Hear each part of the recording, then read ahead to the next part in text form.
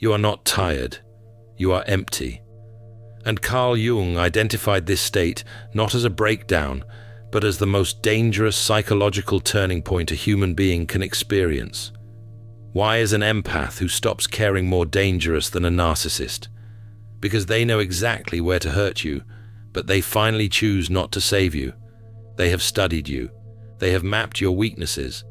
And now, they simply do not care anymore. Jung spent decades documenting what happens when the kindest people reach their limit. He called it shadow integration under extreme duress. But here is what terrified him most. These people did not become cruel. They became cold. And coldness, Jung discovered, is far more lethal than cruelty, because cruelty still cares enough to hurt you. Coldness does not even register your existence. The transition from active empathy to what Jung called shadow detachment does not happen overnight. It builds slowly, like pressure in a sealed container. An empath absorbs emotional poison for years. They excuse the lies. They forgive the betrayals. They blame themselves for other people's cruelty. Jung observed this pattern across hundreds of patients. These were not weak people. They were psychologically advanced individuals, trapped in relationships with emotional predators. Society taught them that their sensitivity was their flaw. That feeling too much made them broken. That caring deeply made them targets. So they learned to silence their perceptions, to doubt what they knew to be true, to apologize for existing. But the truth does not disappear just because you stop speaking it. It accumulates. And in the empath's case, Jung discovered it had been accumulating their entire lives. Jung documented something fascinating in his clinical notes. Empaths did not just absorb emotions passively. They actively studied the people around them. They learned patterns. They memorized triggers. They understood the psychology of their abusers better than trained therapists. One patient told Jung she could predict her husband's mood swings down to the hour. Another described knowing exactly which words would devastate his mother, though he had never spoken them. These empaths possessed what Jung called unconscious tactical knowledge. They had weaponized their sensitivity without even realizing it. But they never used this knowledge. Not once, until something fundamental shifted inside them. Jung noted that this shift always followed a specific type of betrayal.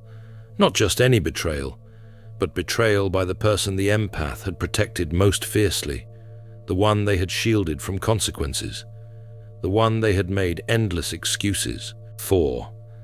When that person revealed their true nature, something in the empath's psyche simply shut down. When an empath finally stops caring, society reacts with immediate horror. Toxic people call it cold. They call it evil. They call it selfish. Jung identified this reaction as projection, because when someone stops absorbing your emotional waste, you are forced to deal with it yourself, and manipulators cannot survive that reality. They need the empath to remain in their role as emotional shock absorber. When that role ends, their entire system collapses. This is why Jung called it a survival defense. The empath who stops caring is not having a breakdown. They are having a breakthrough. Their nervous system has finally recognized what their conscious mind refused to admit. This person will destroy you if you let them, and you have been letting them for far too long. The body keeps the score, and when the score gets high enough, the psyche activates emergency protocols. Jung observed that this activation happened differently in different people. Some empaths experienced it as a sudden clarity, like waking from a dream. One moment they were drowning in someone else's drama. The next moment they were standing on shore, completely dry, wondering how they ever got pulled into the water. Others described it as a slow awakening, a gradual recognition that they had been sleepwalking through their own life, tending to everyone else's needs while their own soul withered. Here is what makes this transformation so terrifying to those who exploit empaths. When an empath stops absorbing emotion, they become a mirror, a perfect, undistorted reflection of exactly who you are. No more excuses. No more explanations. No more taking responsibility for your behavior. Just the raw truth of your actions, reflected back at you without any emotional cushioning. Manipulators cannot stand mirrors, because mirrors force them to see themselves clearly for the first time. Jung documented how this mirror phenomenon destabilizes entire social systems.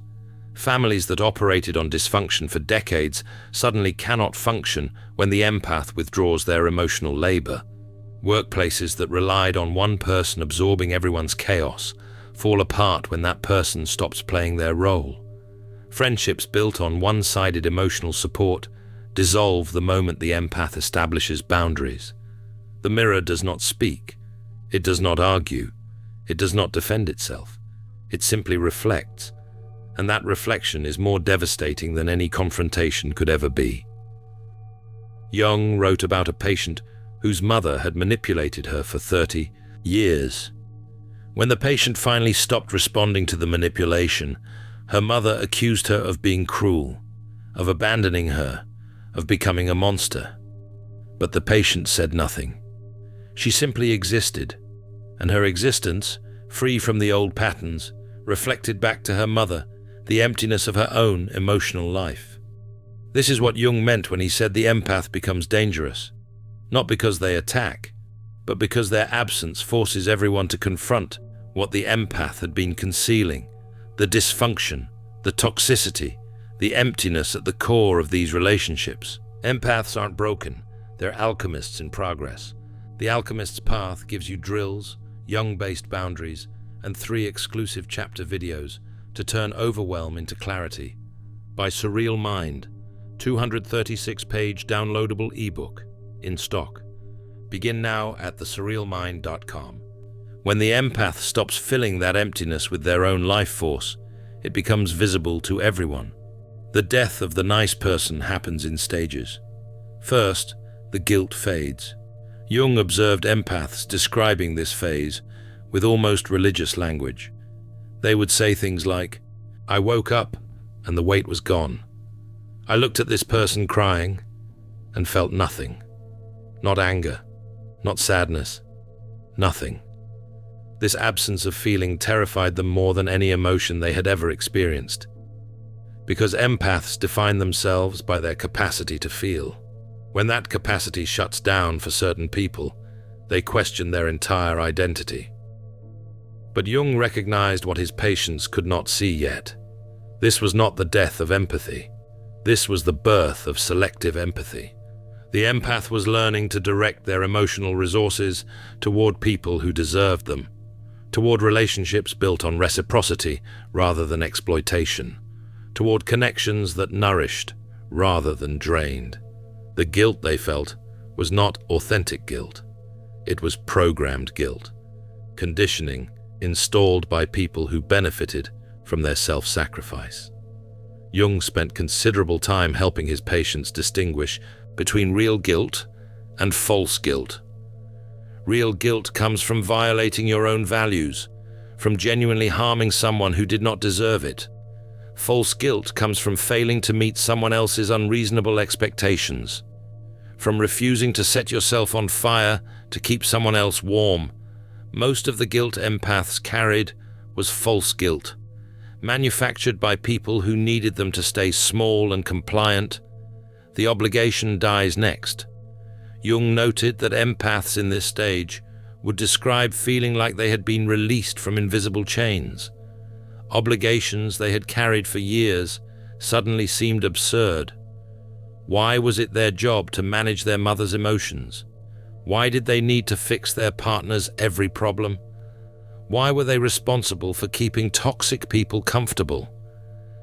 These questions had always existed in the background, but now they demanded answers, and the answers revealed a disturbing truth. These obligations were never real. They were manufactured by people who needed the empath to remain small. Jung documented the specific feeling empaths described when looking at a crying manipulator and feeling nothing. They would say it was like watching a performance they had seen 1,000 times. They knew every line, every gesture, every calculated tear. They could predict exactly how this scene would unfold. The manipulator would cry. The empath would comfort. The manipulator would make promises. The empath would believe them. The cycle would repeat. But this time, something was different. The empath stayed seated. They did not rush to comfort. They did not absorb the pain. They simply observed. And the manipulator, for the first time, had to sit with their own emotional discomfort. What happened next fascinated Jung. The manipulator would escalate. If crying did not work, they would try anger. If anger did not work, they would try guilt. If guilt did not work, they would try bargaining. Jung recognized this as the extinction burst, the final desperate attempt to restore the old dynamic. Like a rat pressing a lever that no longer dispenses food, the manipulator would press harder and harder, unable to accept that the reward was permanently gone. The neural rewiring that occurs during this transformation fascinated Jung. He observed that empaths in the early stages of shadow integration constantly scanned their environment for emotional threats. Their nervous systems operated in a state of hypervigilance, always monitoring, always adjusting, always preparing to manage someone else's emotional state. But when the shutdown occurred, that scanning behavior changed. The brain stopped looking for threats to manage. It started looking for exit routes. How do I leave this conversation? How do I end this relationship? How do I remove myself from this system? This shift represents a fundamental change in survival strategy. The empath is no longer trying to survive by making others comfortable. They are trying to survive by removing themselves from dangerous situations. Jung called this the sovereignty stage, the moment when self-preservation becomes more important than social harmony. When the empath's nervous system finally recognizes that some people are not safe, and no amount of emotional labor will ever make them safe. Jung noticed that this rewiring happened faster when the empath had a moment of undeniable clarity, when they saw, with perfect precision, exactly how they had been used. One patient described walking into a room and overhearing her family members laughing about how easy she was to manipulate. Another discovered text messages revealing that his partner had been mocking his sensitivity to friends for years. These moments shattered the last illusion. The hope that maybe, if they just tried harder, these people would finally appreciate them. The 3 stages of what Jung called the void are critical to understanding this transformation. Stage 1 is exhaustion. The battery is not just low, it is dead, completely drained. The empath has given everything they have and received nothing in return. They cannot summon one more ounce of care, one more moment of patience, one more attempt at understanding. Their emotional reserves are not just empty, they are negative. They are in debt to themselves, and the debt has become unsustainable. Jung described this exhaustion as cellular. It was not just mental fatigue. It was bone-deep depletion. Empaths in this stage would sleep 12 hours and wake up tired. They would sit in silence and still feel overstimulated. Their bodies were screaming for rest that sleep could not provide. Because what they needed was not physical rest, it was relational rest. Freedom from the constant demand to manage other people's emotions. Stage 2 is apathy. This is the stage that scares the empath most, because apathy feels wrong to someone whose identity is built on caring. They think something is broken inside them. They wonder if they have become the very thing they hate, a cold, unfeeling person who cannot connect. But Jung recognized this apathy as a necessary protective mechanism. The psyche is not broken, it is healing. It has shut down non-essential emotional processes to conserve energy for survival. Like a body in shock, redirecting blood flow to vital organs, the mind redirects emotional resources to self-preservation. During this stage, empaths often reported feeling like they were watching their life through glass. present but disconnected, engaged but unmoved. Jung encouraged them to honor this distance, to recognize it as their psyche's way of protecting them from further harm. The glass barrier was not permanent. It was temporary scaffolding while they rebuilt their emotional foundation. Stage 3 is sovereignty. This is the realization that the numbness they feared was actually peace. The absence of constant emotional chaos is not emptiness. It is stillness. The quiet they interpreted as death is actually the first moment of rest they have experienced in years. Jung observed that empaths in this stage would describe feeling like they had been living in a war zone their entire lives, and someone had finally declared a ceasefire. The silence was not scary, it was sacred. In this stage, empaths began to rediscover who they were beneath the role they had played. They remembered interests they had abandoned, dreams they had deferred, parts of themselves they had suppressed to make room for other people's needs. Jung called this reclamation, the process of gathering up the scattered pieces of yourself and reassembling them into something whole.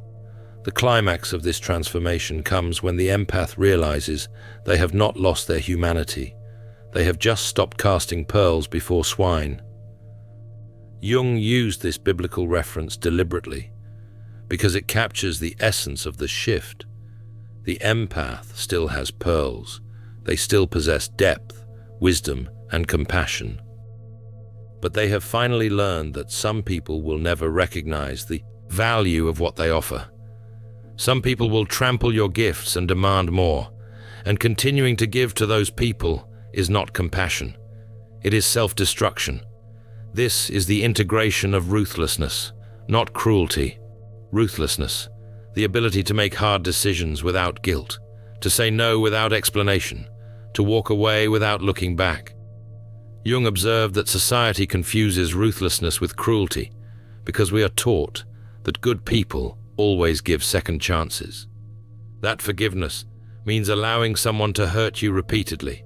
That boundaries are selfish, but Jung knew better. Ruthlessness is not the opposite of compassion. It is compassion's necessary counterpart. You cannot be genuinely kind if you cannot also be genuinely firm. Jung helped his patients understand that ruthlessness was not about punishing others. It was about protecting yourself. It was the willingness to disappoint people who had been disappointing you for years, to let relationships end that had been dying slowly for a long time, to stop pretending that toxic people would change if you just loved them hard enough. The final resolution Jung documented in his most successful cases was this: the empath who stops caring about everyone can finally care about themselves. This is not a tragedy. It is an evolution. The empath is not losing their gift. They are learning to honor it. They are no longer giving their emotional resources to people who waste them. They are investing in relationships that reciprocate, in connections that nourish, in people who see their depth and value it rather than exploit it. Jung observed that empaths who completed this transformation did not become narcissists. They became balanced. They retained their capacity for deep feeling, but they developed discernment about where that feeling went. They could still sit with someone's pain, but only if that person was genuinely trying to heal, rather than using the empath as an emotional dumping ground. They could still offer support, but only to people who respected their boundaries and reciprocated care. This transformation creates what Jung called the integrated empath, someone with both the sensitivity to feel everything and the wisdom to choose what deserves their energy. These individuals become extraordinarily powerful because they combine emotional intelligence with psychological boundaries. They can read people with surgical precision, but they are no longer controlled by what they read. They see manipulation coming from miles away, and they simply step aside. No drama, no confrontation, just quiet removal. The integrated empath stops participating in other people's chaos. They do not fight. They do not explain. They do not defend. They simply withdraw their presence. And for people who relied on the empath's emotional labor, This withdrawal feels like abandonment. They will accuse the empath of being cold, of changing, of becoming someone they do not recognize, and the empath will understand that these accusations are actually confessions. You do not recognize me because you never actually saw me. You only saw what I could do for you. Jung documented how this transformation affects the empath's entire life within months. They leave relationships that drained them. They cut contact with family members who exploited them. They rebuild their social circles around reciprocity.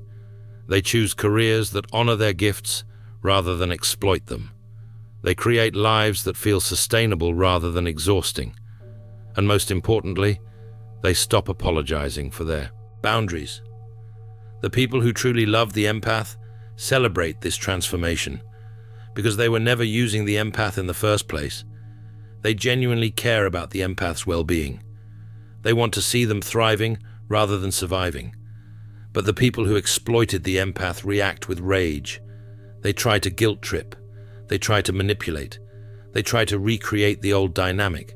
And when none of it works, they reveal their true nature.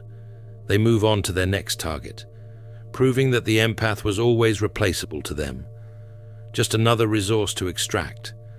This revelation is painful, but necessary, because it confirms what the empath's intuition was screaming for years. You were never loved for who you are. You were valued for what you provided. And when you stopped providing it, the relationship ended. That is not love. That is transaction. And recognizing the difference is what sets the empath free. Jung wrote extensively about the mourning process that follows this recognition. Empaths were not just mourning the loss of a person.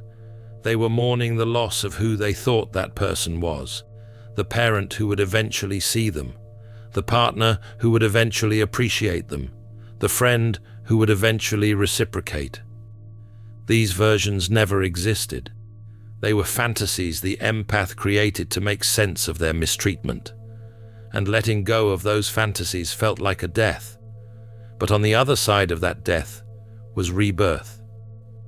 Jung witnessed empaths emerging from this process with a clarity they had never possessed. They could finally see relationships for what they were rather than what they wished them to be. They could identify red flags immediately. They could walk away from situations that would have trapped them for years before. They had learned the most valuable lesson, that some people are not confused about how to treat you well. They simply choose not to. Jung believed that empaths who complete this transformation serve a crucial evolutionary function. They model what healthy boundaries look like. They demonstrate that kindness without self-respect is not virtue. It is self-destruction. They prove that you can be deeply compassionate while also being fiercely protective of your own peace. This balance is what humanity needs to evolve beyond the current paradigm of emotional exploitation. The empath who stops caring is not giving up on humanity. They are giving up on the people who never deserved their gifts in the first place. They are learning to value themselves as much as they value others. They are integrating the shadow aspect that society taught them to suppress. The part that knows how to say no, the part that refuses to be used, the part that walks away from toxicity without guilt. This is not the death of the empath. This is the birth of the sovereign empath, the person who feels deeply but chooses wisely, who gives generously but only to those who reciprocate, who loves fully but never at the expense of their own well-being. Jung spent his career studying human transformation, and he concluded that this specific transformation from boundaryless empath to integrated sovereign represents one of the most profound evolutions a human being can experience. Jung noted something remarkable in his follow-up sessions with transformed empaths. They reported feeling more empathetic than ever before, not less. But their empathy was no longer indiscriminate. It was intentional. They could hold space for genuine suffering without absorbing manufactured drama. They could distinguish between someone who needed help and someone who needed an audience. This discernment made their empathy more powerful, not weaker. If you recognize yourself in this journey, understand that what you are experiencing is not a character flaw. It is a psychological upgrade. Your capacity to care has not diminished. It has matured. You are not becoming cold. You are becoming conscious. You are not losing your humanity. You are reclaiming it from people who never respected it in the first place. The moment the empath stops caring is not the end of their story. It is the beginning of their true life. The life where they finally care about themselves as much as they cared about everyone else. The life where their emotional resources go to people who deserve them. The life where they are no longer a dumping ground for other people's dysfunction. Jung called this individuation, the process of becoming who you actually are, rather than who others needed you to be. You have permission to let go. You have permission to stop carrying other people's emotional weight. You have permission to care about yourself first. This is not selfish. This is survival. And if anyone tells you otherwise, they are revealing that they benefited from your self-sacrifice. Their opinion does not matter. What matters is that you finally choose yourself, that you finally honor your own needs, that you finally recognize that your empathy is a gift, and gifts should never be given to people who waste them. Jung's final words to empaths undergoing this transformation were always the same. You are not abandoning people who need you. You are freeing yourself from people who used you. There is a difference, and recognizing that difference is not cold. It is clarity. It is wisdom. It is the moment you finally understand that the most important person you will ever save is yourself. In The Alchemist's Path, perception training for empaths, you'll turn overwhelm into wisdom with practical drills, Jung-inspired boundaries, and step-by-step perception training. This guide includes 3 exclusive chapter videos to deepen each lesson. Written by Surreal Mind, 236 pages, beautifully designed 8.5 by 11 downloadable ebook, in stock now. Start your training today. Feel deeply while thinking clearly. Get The Alchemist's Path at thesurrealmind.com.